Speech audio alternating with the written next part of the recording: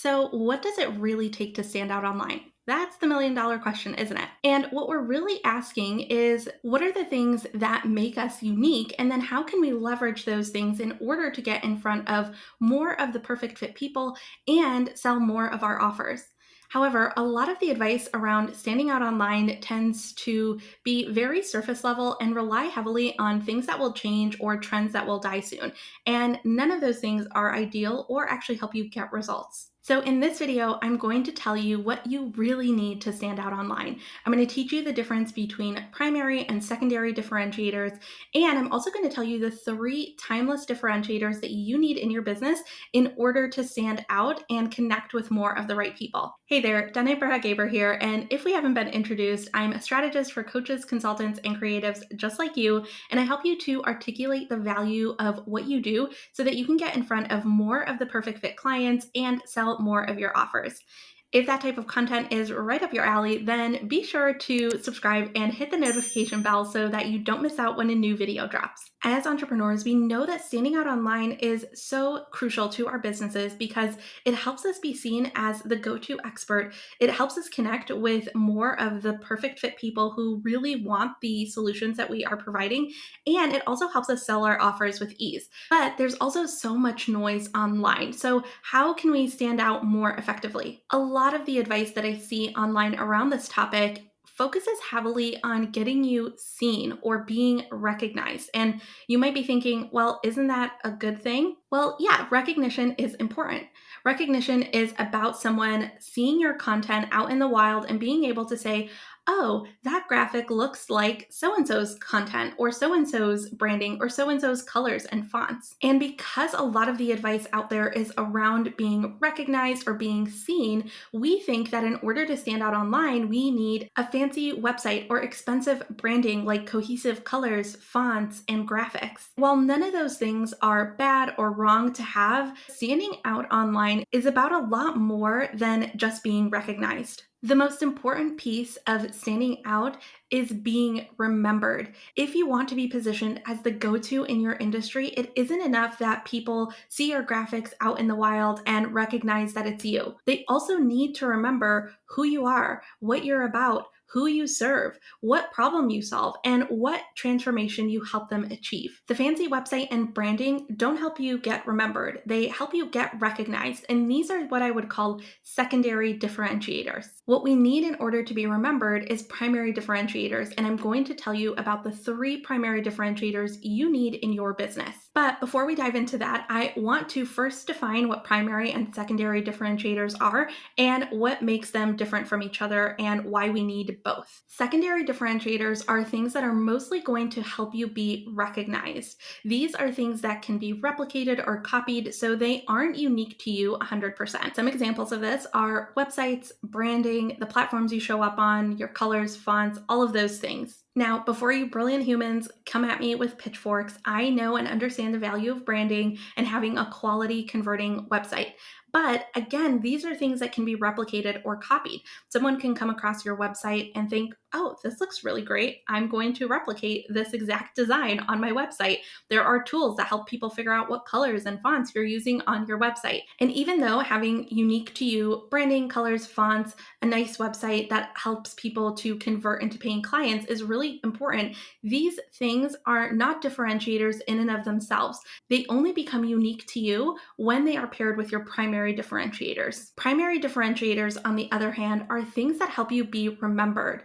These are things that can't be replicated. These are unique to you and you alone and your brand alone. There are three primary differentiators: your differentiating message, your differentiating voice, and your differentiating genius. I'm going to break down what each of these differentiators are, what they mean, and also how you can start to uncover them in your own business and start utilizing them so that you can stand out. Let's kick it off with your differentiating message. This is a rallying message that stands out above the noise and starts to attract the right types of people into your community, people who resonate with this message and connect with it and feel like, oh, this is someone I can learn from, this is someone that I can work with, and this is someone who can help me. This message is crafted from your specific vision and how you ultimately want to help your community, how you want to help your audience. What is the transformation that you're helping them to get? what. Your differentiating message will help you to define who you help, what you help them achieve, and why it should matter to them. So, what goes into your differentiating message? There are two pieces or two elements that are a part of your differentiating message. These two things are your purpose and your movement. First, you need to clarify your purpose, and then we'll turn it into a purpose statement, which I'll share with you in a little bit how to do that. Your purpose answers the question of why does your business exist? And I'm not talking about your why here. Our whys tend to be more personal and directly tied to our own personal lives or our own personal goals and vision.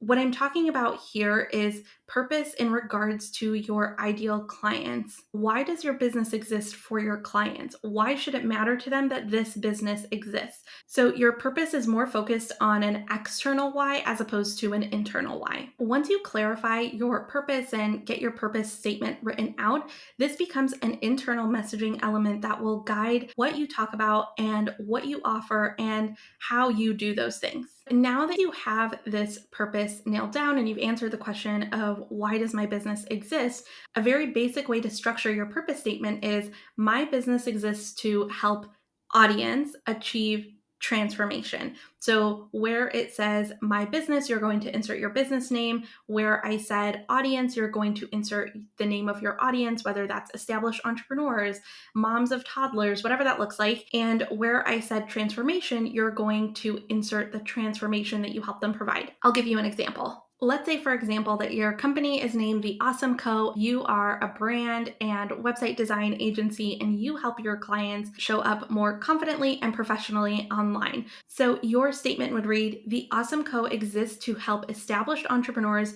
show up professionally and confidently online. See how that works? I said there are two pieces to the differentiating message element here. And the first one was purpose. The second one is movement. So what you want to do is take your purpose and dig even deeper to find your movement. Based on the purpose that you uncovered and the purpose statement that you created, I want you to answer this question. If your business or your brand was leading a movement, what would that movement be? There are two ways that you can think about this question and answer this question. One is thinking about it from a place of what are you helping your audience move away from? Or you can think about it on the flip side of the same coin there. What are you helping your audience move towards? I want your movement statement to be something that's short and sweet. Think about it like something that can be turned into a hashtag or be put on a t-shirt. It's okay as you're doing this exercise if it starts out long, but you'll want to sit with it and shorten it so that it can kind of become this rallying idea that your audience can get behind, and it starts to build a community around your specific message and your specific ideas. Okay, I want to hear from you. I want to hear what your movement is. So comment down below and tell me what is the inspiring movement that you're leading. Next up is your differentiating voice. So we covered our differentiating message. Now we're moving into our differentiating voice. And if you've ever done any sort of branding work, branding identity, branding design work, you've probably heard of your brand voice. And what they're talking about in branding typically is your tone of voice. So are you silly or serious? Or are you warm and inviting? Or are you funny and sarcastic? But that's not what I'm talking about here. Those are secondary differentiators. When I say your differentiating voice, I'm talking about your thought leadership, or in other words, your perspective. I consider your perspective a primary differentiator because it is unique. Your unique set of experiences, background, wisdom, and ideas can't be replicated in the same way. Someone else could potentially have the same background experiences as you, but they're not going to interpret those background experiences in the same way that you are.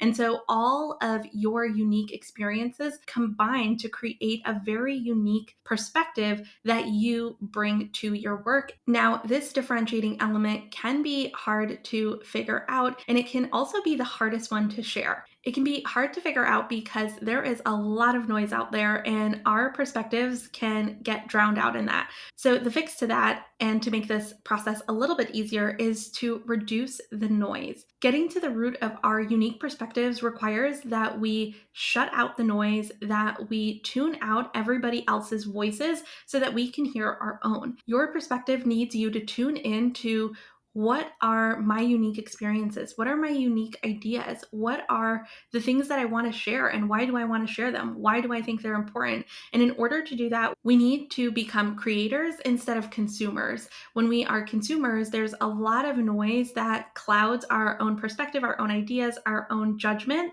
And so we need to reduce the noise in order to sift through all of that to uncover our unique perspective. It's also the hardest to share because it's the most vulnerable. Putting your ideas and your perspectives out there opens them up to criticism and to people pushing back or not agreeing with the things that you're sharing. I know there have been many times where I haven't shared my ideas or my perspectives because it felt too vulnerable. I didn't want to open myself up to criticism or to people pushing back or not agreeing with the things that I was sharing. But one of the things that helps me the most is to think about it from the perspective of my perfect fit person and what I believe will help them get results. Whenever I feel like, oh, I don't really want to share this perspective or this idea, I always ask myself the question of, do I truly believe that this is the way that my perfect fit person can get results?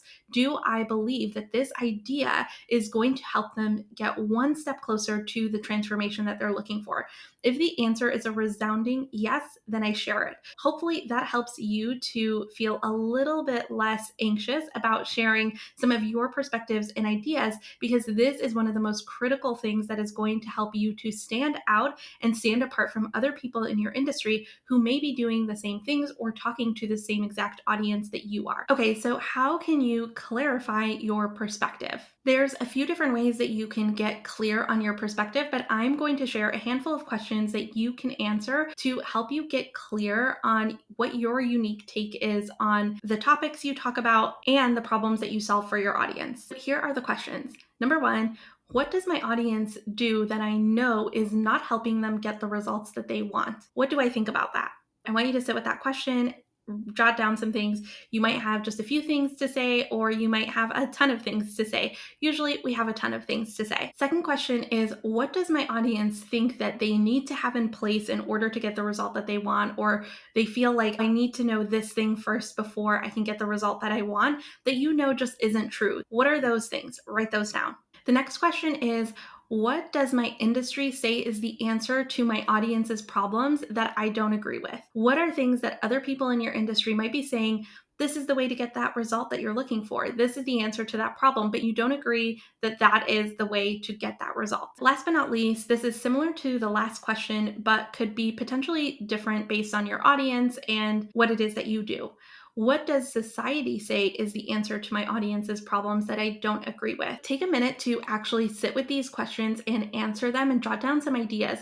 And then start to think about how you can start sharing these with your audience. Because the more you share your ideas and your perspectives, the more they're going to remember you and how you uniquely think about the problem that they're having and how you uniquely solve that problem.